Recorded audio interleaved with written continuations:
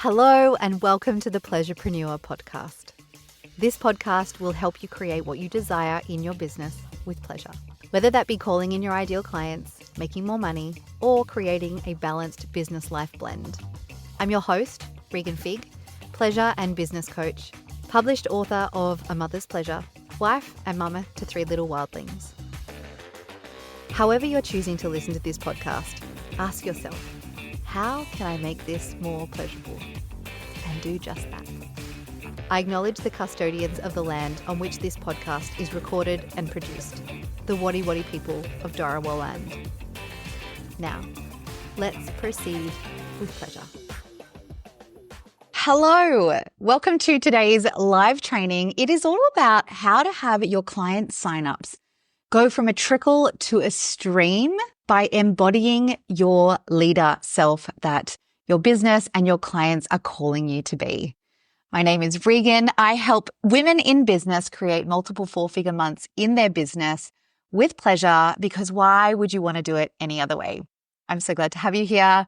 If you are catching the replay, make sure you are making this pleasurable for yourself. Pause it here.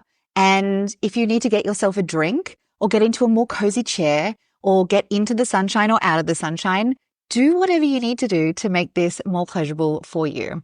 When you make it more pleasurable, you're more motivated and you have a much better focus. Just a hot tip straight off the bat. Okay, so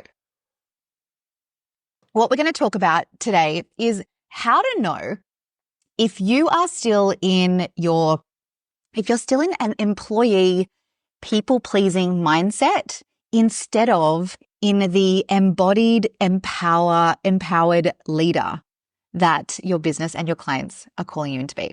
Yeah, so we're going to look at some identifiers as to how you'll know if you are not embodying the leader in your business that you need to be in order to have your clients flow in like a stream and not a trickle. Then we're going to explore why is it actually a problem? Why is it a problem to be running a business with an employee mindset? Why is it a problem to be the leader in your business, but to still be people pleasing? And then we're going to finish up with how you can actually call in more clients simply by embodying that empowered leader that's in you, that's already there. It's already within you. You don't have to go and become a whole new person. You don't have to stop caring about your clients and being accommodating. You are simply going to learn a bunch of things that's going to help you really allow yourself to step into that leadership role that you need to be in order to navigate your business and in order to call in more clients. Yeah. So let's start. I've got a number of notes here. These are just some of the things that I thought of off the top of my head when I thought about what it looks like to still be in that employee mindset versus being the leader. Now, just to clarify, there is nothing wrong with being an employee or having an employee mindset. In fact, a number of my clients are working in jobs and also building their businesses. There are a number of people out there in the world who want to be an employee and don't want to have a business. One is no better than the other. What we want to focus on is what is right and true and good and aligned and authentic for you. Yeah. So chances are, if you're watching this, you probably have a business and you're curious because you want to call in more clients. And perhaps you're aware of the conditioning and let's just put it as that at that. You're aware of the conditioning that you have been exposed to that has led you to become a very good employee, which is great if you're working for an organization, not so great if you want to make money, call in clients and lead your business and grow your business. Okay. So here are some indicators that tell you that you are operating from this employee mindset, that you are people pleasing, and therefore that you are not stepping into that leader role yet. I can help you. So, number 1, this is the first thing that came to my mind, because as soon as I think people pleasing, as soon as I think employee, I'm thinking boundaries. Yeah. And so often as employees, we can be so eager to please, right? Because we want to serve our organization And this isn't to say that you're not trying to please your clients, right? But you'll know that you're really in this employee mindset. You're really in this people-pleasing experience if your boundaries are being crossed in your business. Yeah? Chances are you're crossing many of your own boundaries in your business. And therefore, you're probably also letting your clients cross your boundaries in your business. And so what that looks like, well, maybe have a think for yourself. Where have I maybe felt like frustrated or had deflated a little bit, and let somebody else decide for me, let somebody else cross those boundaries and just brush it under the rug. Yeah. So I'm talking about, for example, in the mastermind, the next round of the mastermind is currently open, and we're going to have 3 days a week in Voxer for coaching. And so those 3 days, the mastermind pleasurepreneurs inside can jump in any time of the day, numerous times a day, and I'm in there to coach them throughout that day. So you have 3 full days of coaching with me, plus a weekly coaching call. And so it's so easy for me. I love my work. I love my clients. I love seeing when I've got notifications on and there's people jumping into my Voxer. I'm like, immediately want to help. However, I have set the boundary of 3 days a week for myself and for my clients. And when I get like flimsy on those boundaries, I am not being of best service to myself, my business, or my clients. So for me, I have to ensure that I'm not people pleasing and I'm not jumping in whenever there's a notification on those 4 days, the weekend and 2 days during the week when I am not in Voxer. And so that's something that I need to be holding for myself. As a leader, we're able to set and hold our own boundaries, even when it's uncomfortable, even when we think, oh, well, I totally could just answer this question, or like, you've set boundaries for a reason. And side note, where your boundaries lie because your body tells you. Your body is the thing that tells you where your boundaries lie. So when you learn to open to and experience more pleasure, you're actually learning to connect with your body more, and you're even better at working out where your boundaries lie. It is so easy for me if I'm putting together like an offering, or if I'm considering like client guidelines or Voxer guidelines. It's so easy for me to tune in now, not a few years ago. It's so easy for me to tune in and know where those boundaries are for me. And what happens when you are setting those boundaries, especially if you're a coach and a mentor and you're in a mentoring relationship with a client, they are looking to you to set those boundaries. You are the person that creates the container. And I'll explain how that all works and why this is important after we talk about these indicators. All right.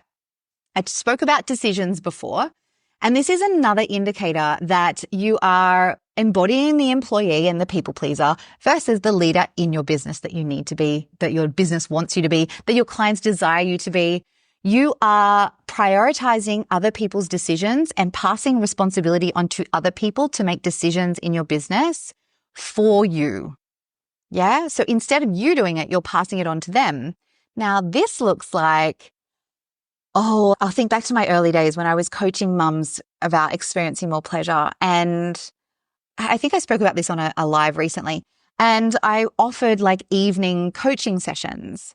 And the thing is, I made that decision because I thought that's what my clients wanted. Same when we're like creating a program. Oh, well, I'm going to offer an hour of Zoom coaching calls each week because I think that's what they want. Or maybe someone's told you like, on a certain day. So you're going to organize your whole life around someone's certain day that they want you to run a training or something. Yeah. Like when you are prioritizing other people's desires and wants above your own in your business, when you're making decisions in your business, that's when you know you are not stepping into that empowered, embodied leader that you can be in your business. And again, like I said earlier, you also get to be accommodating if you so wish. So third one, okay, obligation. Okay, if you are doing things out of obligation, if you are doing things that feel like a should, if you're doing things that you don't want to be doing in your business, that tells me you're still operating from this employee mindset. Yeah, I still notice this myself sometimes. And Yeah, so often we can be doing things that out of obligation that don't feel good for us. We can be doing things that feel like a should. So that might look like, if I think to one of my last free experiences, normally I would run a multi-day masterclass and have Voxer as well coaching happening for, say, that week. And I started to sell it like that. And then I was like, oh, I could feel some resistance. I didn't feel that excitement and that spark that I normally do. And so I tuned in and I was like, what's happening there? Because I could notice that like obligation of, well, I should do it like that. I should, that's how I normally do it. And I was like, no, I don't feel like that right now. I don't know if it's because of the season or because of where we are in the year or who knows why. But I was like, I just want to do something a little bit more fun and not be sitting in front of a screen for an hour each day for 5 days a week or something. And so I tuned in with, what do I want? And what I wanted was to have, I think it ended up being about 10 days or so of bite-sized trainings inside Telegram. So each day I dropped a training and then I also dropped a piece of homework for everyone that was in that group. And it was so fun. It meant that I had the flexibility to live my life and jump in at any time of the day that I wanted.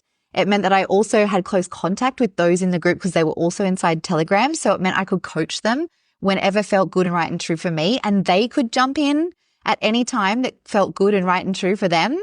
Yeah. So what ends up happening is as you start to more so step into that leader and start making decisions based on desire, start making decisions based on what you want rather than what you think you should offer or what feels like obligation.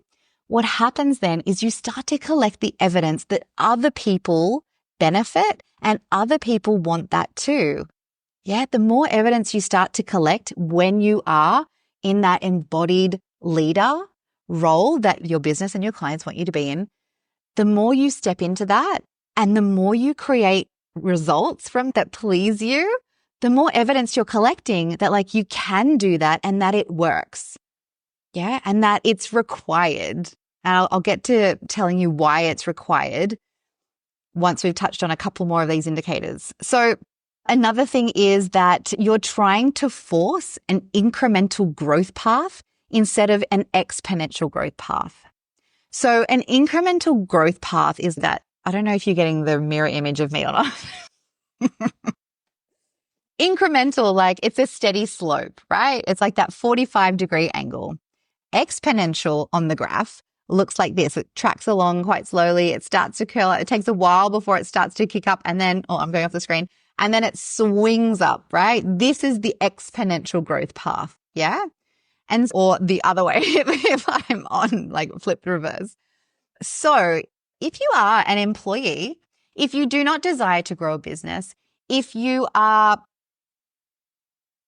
you've been brought up in a society like most of us have, where you go to school, then you go to high school, then maybe you get a degree or you get then a good job after that. And then you're at this position for a while and then you get a pay rise and then it becomes like this incremental growth, right? Slow, consistent, great. Some of us, that is the growth path for us. Chances are, if you are here, if you are a pleasurepreneur, you are chartering an exponential growth path.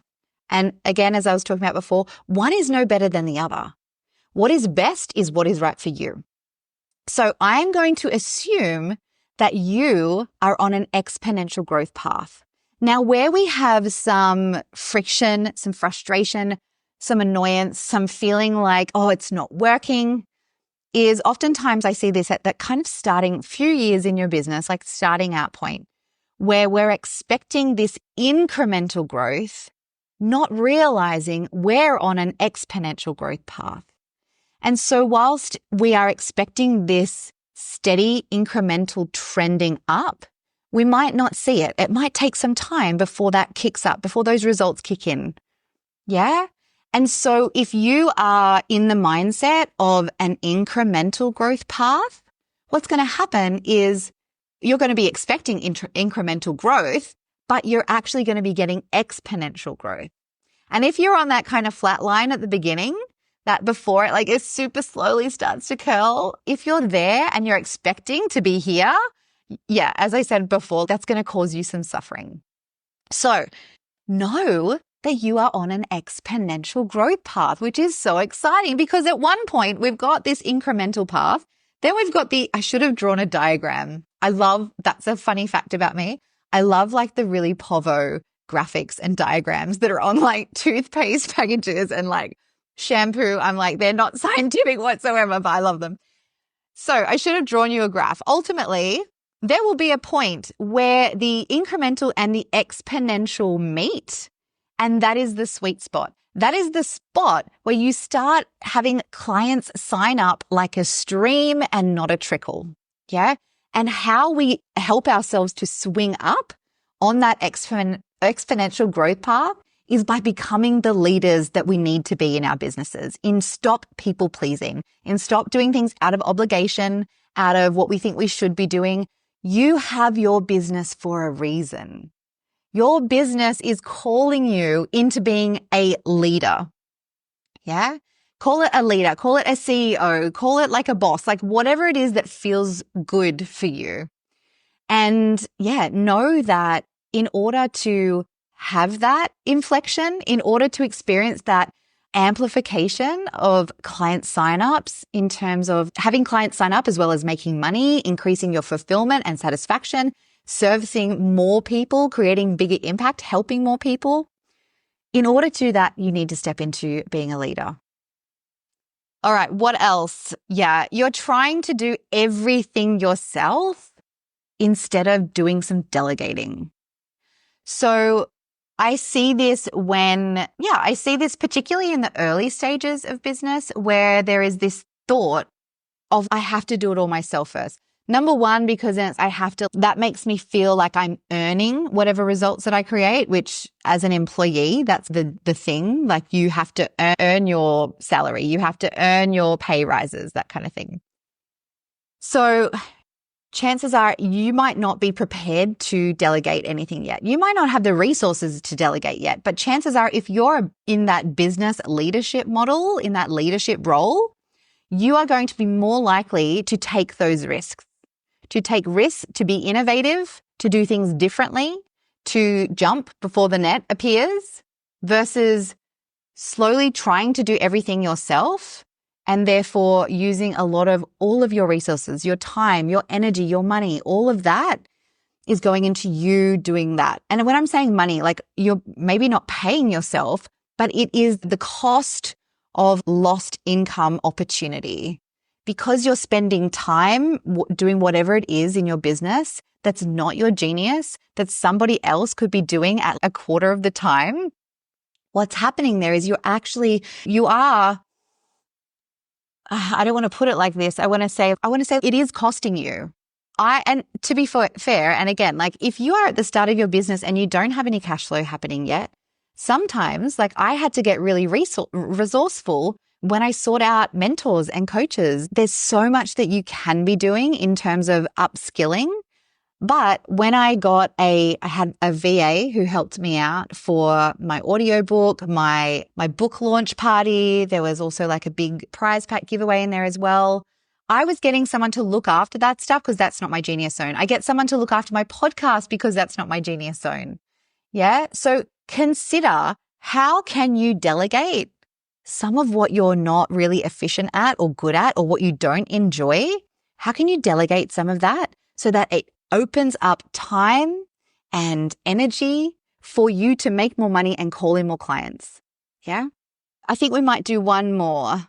Yeah. I think this speaks to like the people pleasing part of, for example, hesitating when someone wants to know your price because you're like checking that it's okay with them. If you find yourself, instead of saying statements like it's $4,500 to join the Pleasurepreneur Mastermind, if you're saying it with a inflection at the end, so that was just me stating the price and the investment of the Pleasurepreneur Mastermind versus it's $4,500 to join the Pleasurepreneur Mastermind. That's me, like you can hear that inflection there. If you notice you're doing that around your price, around asking if someone wants to work with you, around inviting someone to come and have a conversation with you about whether you can help them or not, about whether you're the right people to work together or not. If you're noticing you're like asking you're questioning, you're having that inflection, chances are you're people pleasing. You're checking to see if it's okay with them. The work that needs to be done is you backing yourself in order to know that it's okay with you. Your price, your offerings, who you want to work with, all of these pieces of your business, the way you want to work, your timing, your scheduling, like the duration of your client calls, how you have your client calls. All my client calls are, apart from the mastermind, are over the phone. So my clients and I can sit in the sun and drink coffee. We don't have to worry about getting online or anything like that. And it's just so relaxed and wonderful. Now, I had to be the one that went first in that. I had to be the one that said, hey, I gave people the option. I told them I prefer over the phone. And great, that's how we do it. So remember that you set the price, you set the tone, you are the leader. Notice if you are having an inflection on the end there, if you're questioning, if you're hesitating and just gauging if that might be right for that person or not. Like it's your chance to back yourself. A leader backs themselves. All right. Let me know if you have any questions in the comment box. Welcome, welcome. All right. I had another point, but I feel like we've touched on it. All right. So no comments. All right. So what is the problem? Like, why is it a problem to not step into leadership? I'm going to share a story with you. I shared this story with my mailing list as well. So if you're not on my mailing list, leave me a comment below and let me know that you want to get on it. I share so much gold in there. Okay, a story. Recently, earlier this year, I went on a girls' weekend and it was a Sunday morning and I took myself to a yoga class and I was like so ready to just relax and take it easy. Actually, this blends really well with that last indicator. But anyway, what a great segue. So basically, I went to this class and lovely yoga teacher. She was warm. She was competent. I'm sure of it. But what she was saying was almost like with every change of posture, she would say, all right, shall we step back now into warrior one? Shall we windmill our arms down? Shall we come into Trikonasana? She kept saying, shall we? How about we? And I think I was going to talk to her afterwards, but then I just went and had a coffee with my girlfriends. I guess that what she was trying to do was like ensure it was really obvious that everything was optional and to try and be really nice and welcoming and warm. But what it did was I couldn't relax. I could not get into the flow. I could not switch off. I noticed I was almost like having a stress response. I wasn't having a panic attack or anything, but like my brain kept being like, make a decision. Shall we? Like she kept saying, shall we do this? Shall we do that? And my brain was, I'm a mom of 3 little kids. I'm a business owner. I have to manage a household. I'm on a girls' weekend. I don't want to be making any decisions right now. I want to feel like you've got this. I could do my own yoga class. I used to be a yoga and meditation teacher. I've been practicing for 2 decades. I know what I'm doing. I could have done my own class, but I've come to her for her guidance so I can switch off that part of my brain and she can lead. So I don't have to exhaust myself with deciding which posture to get into next and deciding where am I going to do my practice or making any decisions. Like I took myself to be supported by someone, to be guided by someone, to be led by someone. And I just could not relax. And the reason why I couldn't relax was because I didn't feel safe. Now, I don't mean this in like a physical sense. I don't mean like she was violent or where I was like practicing didn't feel safe or anything like that. In fact, it was quite the opposite. She was super lovely, but I didn't feel safe because she wasn't stepping into that leadership role, because she kept asking all of us, shall we do this? Shall we do that? And because I didn't feel safe, I couldn't trust her. Yeah. Now this is all very subconscious. This is the fun I have in my brain of being like, oh my gosh, what's going on here? Why can't I relax? What's happening? And noticing that my brain just kept wake up, like fight or flight. What do you need to do now? Because she keeps asking us these questions. So I didn't feel safe to relax, to let go, to let her lead me. I didn't trust her. Yeah. Now, why this is important for you is because if you can't step into that leader that your business is asking you to be, that your clients want you to be, if you're not stepping into the leader that you need to be in your business in order to help clients, call in clients, make money, grow your business, if you can't step into that leadership role, people aren't going to feel safe with you and people aren't going to trust you. And if people can't trust you, they're not going to want to hire you. They're not going to want to spend hundreds or thousands of dollars for you to help them if they don't feel safe with you, if they don't trust you, if they don't think that you can lead them to the results that they want to create in their business. Yeah. So if, as I was sharing some of those indicators, you were like, oh yeah, that's me. Oops, yeah, that's me. Totally fine. This is all part of the growth that we are required to go through as women in business, as business people, as entrepreneurs, right? There are so many stepping stones we get to cover and grow from. And so if you are ticking off and like nodding away with those indicators and you're like, yeah, that's me. Yeah, I resonate with that. Yep, I just did that yesterday. Number one, let's normalize that's okay, because we've all had that employee conditioning. We've not been conditioned to be leaders. We've not been conditioned to do what we want because we want it, especially as women. Yeah. So we've been conditioned. And so it's okay and it would be unreasonable. I think it's unreasonable to expect anyone to decide they want to have a business and immediately step into that leadership role. If they can, amazing. But chances are there's some things along the way that we need to learn and grow through. So number one, if you're ticking off those indicators, fine, great, no problem at all. Great to know. It would be unreasonable to expect anyone in this society to not have those experiences coming up. But second of all, if you're ticking off those indicators and you are also realizing that it's hard to sign clients and it feels hard to call in clients, and you might get one client and then you're like, oh yeah, that's exciting, and that's a really long time between client signups, then chances are this is happening as well. So if you're like yes to all those indicators and you also are not signing in, they are only just trickling in, or there's like big gaps between them, I guarantee it is because you are operating from the people-pleasing employee that perhaps you used to be, instead of the embodied, empowered leader that you need to be. Yeah? When you learn to step into that leadership role, it becomes so much easier to sign clients because your audience can see that you can lead them to where they want to go. They can trust you. They feel safe with you. Yeah? So I want you to just have a bit of an audit, think through some of those things. And if you are like, yeah, I actually do want to sign more clients, I want them to flow in.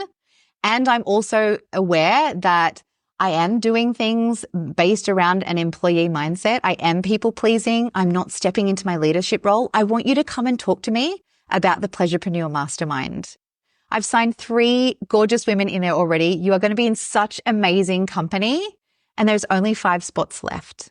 Yeah. So we're closing doors at the end of next week on Friday, the 20th of December. As I said, it's $4,500 for 5 months in that mastermind. You're also going to get like most of January as an additional month in the Voxer thread, as well as bonus coaching calls. But yeah, like I want you to know that there's really simple things that we can do to help you like embrace the leader that you are meant to become. If you've got the desire to have your own business, to be a coach or a mentor, you also have the desire to be a leader, to lead. And I wonder if you're like, yeah, actually, I do really want that. And maybe it just feels hard, like you don't know where to start. Come and work with me and I will show you some things that I can think of off the top of my head. Let me just check my notes first. I'll see where we are, because we did the indicators. We've talked about why it's a problem. And now we're going to talk about, yes, how we can more so embody this leadership role. Again, if you're catching the replay or you're here for lives, let me know if you have any questions. I'm a generator in human design, and it means that I really love responding. Like generators like to respond. They like to have something to respond to. This is why I get so excited when I know I've got messages in my client box. I'm like, yes, I get to respond. I get to coach. I get to serve. I get to help. So yeah, please, if you're catching the replay or if you're here for the live and you've got questions, bring them to me. Okay. So how do we more so step into the leader that's required in our business in order to call in more clients? First of all, I think I've said this when you feel like you've said something a million times, and I bet you're probably like, oh, I don't remember you saying this, Regan. So I'm going to say it again. First of all, you need to know what it is you want, what it is you want to offer, what feels good for you when it comes to your business operations, when it comes to what you're offering, when it comes to who you want to work with, when it comes to what kind of a schedule you want to have, when it comes to the price that you want to charge. You want to ensure that you, number one, know what it is you desire. Number two, that you can own what it is you desire. Now, in that step, okay, so first of all, step one, to know what it is that you desire requires you to tune in with your body and work out, well, what do I desire? Part of that work is, chances are, look, first of all, I'm going to say what you want, but oftentimes you don't know how you're going to get it, or someone's told you it's not possible for you, or you maybe don't think it's possible for you, so you don't admit what you want. That's costing you. One, know what it is you want. If you find it hard to really ascertain exactly what it is that you want, then I would start by working out what it is you don't want. Know what it feels like in your body to not desire something. Know what disgust feels like in your body. Know what an absolute no is in your body. Yeah. So if you know for sure, like maybe, I don't know, I'm trying to think of something gross to eat. All food though. Maybe you're someone who is grossed out by oysters. Yeah. Maybe that's an absolute no for you. Then I want you to think about eating oysters and feel that in your body, feel where it's coming from. Maybe turn the volume up on it just to notice what it feels like in your body. And then that's the end here. This is the end of the spectrum. This is an absolute no. And you want to feel what an absolute yes is. Yeah. Now, I'm not saying that every single decision you make in your business or in your life has to be an absolute yes. It can just be like, oh yeah, sure. I'm going to eat some salad for dinner today because it's easy and I just can't really be bothered. So it does the trick. It's a yes. I do want it, but it's not an absolute, oh my God, I can't wait to eat this lunch. So know what your no is and then start to work out from there what your yes is. Maybe when this comes to coaching and mentoring your clients, maybe you're like me and you did some trial and error and you started offering evening coaching calls and you realize, nah, that's a no for me. Sometimes you do have to do the trial and error to work out what is a yes and what's a no. Yeah. And that's okay. You're not going to get the right answer every time. So number one, know what it is you desire. Also, we've spoken about this in one of my last lives. Highly recommend you go and have a listen, or in the last podcast episode, I think it was, where I spoke about if you know what you want, especially in what you're offering, make sure every part of that offering is something that you want to offer. Yeah, because like me, trying to sell an offer that I don't desire to actually participate in, I realize I'm like, no, I don't want to coach in the evenings anymore. But if I was selling that out of people pleasing, out of obligation, out of thinking like I should, then I'm actually not going to call in clients easily. Number one, because I don't want to sell it. So I'm not going to be motivated to sell it. So if I'm not selling it, I'm not making sales. Number two, I'm not stepping into my leadership role. I'm not being the leader who goes first and says, you know what? I don't know if this works with anyone else's timetable who's got little kids at home or whatever, but I want to do 10 a.m. coaching calls and that's what I'm offering. Yeah. And I think part of the reason why we can often float into the people pleasing, employee mindset is because we then don't have to make the decision for ourselves. We then don't have to honor what it is we desire because we're scared if it doesn't work. Yeah, at least if we're doing something that somebody else wants us to do, if that doesn't work for us, well, it wasn't our fault. It wasn't that was the school. They'll probably call back, hopefully. Okay. Number one, know what it is you desire. Number two, you want to own what it is you desire. There is so much work to be, sorry, I'm just flipping you the bird on my live. Welcome. You are welcome here. Number two, own what it is you desire. That means a lot of time that's where the work is. us like actually honoring what it is we desire. Hence like owning it. You know what? I see so many other motherhood coaches offering evening coaching calls, but that's not for me. I'm going to own that I'm going to be running 10 a.m. coaching calls, even though chances are people have got little kids in the library doing like toddler time. I don't know. Own that you want to do things a certain way. Yeah, there's so much work to be unpacked in there that I help and guide my clients through. I'm thinking recently of one of my clients who she wanted to offer for her freebie. She didn't want to offer a PDF or a guide. She didn't want to run like back-to-back masterclasses or whatever. She wanted to have a chunky kind of container that was basically her coaching container where she was able to run a weekly workshop and during that time run a Voxer coaching container as well.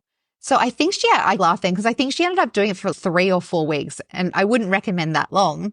And she's worked out too. It feels better for her to do a bit shorter, but she did it differently to what so many other people in her industry are doing it. And so in order for her to own that decision, it was quite simple. Actually, we just did a little bit of work, but from that, she is able to get excited because she's selling the thing that she wants people to come to because she can't wait to run it. Yeah. So number 1, know what it is you desire. Hello, Anna. Nice to see you here. Number 2, so know what it is you desire. Number 2, own what it is you desire. And number 3, claim what it is you desire. Embrace what it is you desire. So often when we're trying to move from this employee mindset, this people-pleasing way of being into a leader in our business, it can be really easy to create what it is we desire or be close to creating it and not let ourselves have it. Maybe because we think we haven't earned it yet. I'm thinking about, for example, like if I'm talking about price, right? If you know you want to perhaps increase your price to a certain amount, let's say, I don't know, $10,000. If you know you want your price to be increased to $10,000, then you do the work to own that. Yeah. So maybe you've got some stories to work through. Maybe you've got some hang-ups about other people in the industry charging half of that. And yeah, basically owning what it is that you desire, letting yourself do the work. And I help you with this. And Anna, you can testify to that too. But yeah, owning that that's the price you want to charge and then claiming it means to actually say it out loud, means to actually be on your next consult call and say, my price is $10,000. And like I said from before, like not the like $10,000, like inflection. Is that all right with you? Are you okay with that? No, you're the leader. You are the one creating the safety, creating the trust. You are the one that goes first. You're the one that leads. And so in order to do that, you need to know, own, and claim what it is that you desire. Yeah? Okay. Let me know if you have any questions. And I'm going to share a little bit about the mastermind. All of this work we do in the mastermind. So there is a number of things that are really helpful in creating multiple 4-figure months in our business and doing it in a way that feels fucking good and in a way that like really honors our life and what it is we want to get out of our life. Hello, Kelly. And so, yeah, a number of things that we do in the mastermind, the things that I coach you on are completely applicable to whatever is going on in your world, in your business at this particular time. One of those things that's a really strong thread is having my clients stepping into that leadership role, stepping into being the leaders in their business that they are meant to be, that they desire to be, in order to create that sense of safety and trust to help bring in more clients. Yeah. And there's a whole bunch of other stuff that we dive into as well. But ultimately, the aim of the game is to have this 5-month focused container with other women who get it, with other women who have the same goals and desires to create multiple 4-figure months plus in your business. One of my clients just had a 5-figure launch for her first ever launch. But yeah, the aim of the game is to get really good at selling, to create money, to create pleasure in our lives and in our business, and do it in a way that feels really good and right and true and aligned and authentic for us and for our clients. Yeah, I know one of the things that you want to create in your business is greater impact to help more people. Yeah, so the work we do helps you to do that. And I just had something that popped into my head. What was it? I'm excited I've got Anna and Kelly here. No, it was something about relating to leadership. Anyway, that's what I was going to say. Like the mastermind, I was just thinking the other day, I was talking with one of my clients and I was like, when do you ever meet with, say, a girlfriend or a group of friends and you get a whole hour to reflect on what's working for you in your business, talk about your life and your business and what you want to improve on, get like some like guidance and support and like better strategies? When do you ever do that with your clients, with your friends, let alone doing that every single week or a number of days a week in Voxer? This is what the mastermind is. This is about having that group of people where we meet every single week. We support each other. We encourage each other. Yeah. And we see, do you notice what I did there? How I said the yeah? Like that also. I was talking before about like the inflection about, hey, yeah, like, are you agreeing with me? If you're doing that all the time, notice that you're not in that leadership. So I'm helping you to see that each week we have this dedicated group where you get to take up space and energy, where you're with a group of women who get it, who understand the challenges that you're going through, who understand like how exciting it is to have those wins in your business, the big ones and the small ones, to have people to bounce these ideas off, or to even just have a space where you get to share what it is you're moving through or what it is you want to offer, or like trying to make up decisions in your mind. Yeah, you have that space where you get to do all of that. Yeah, I've worked with mentors and coaches for years in my business, and it's so game changing just being able to have someone that is there literally to support you. That's their role, to support you and guide you and help you. And you get to talk all about what's going on for you. Because I know myself, my husband is super supportive. My friends love me. My family love me. But outside of my coaching relationships, like with my coach and mentors that I've had in the past as well as now, outside of that, my friends might ask like, how's business going? But they don't know the ins and outs. They don't understand, just as I'm not interested in the ins and outs of maybe the second uncle who loves the footy.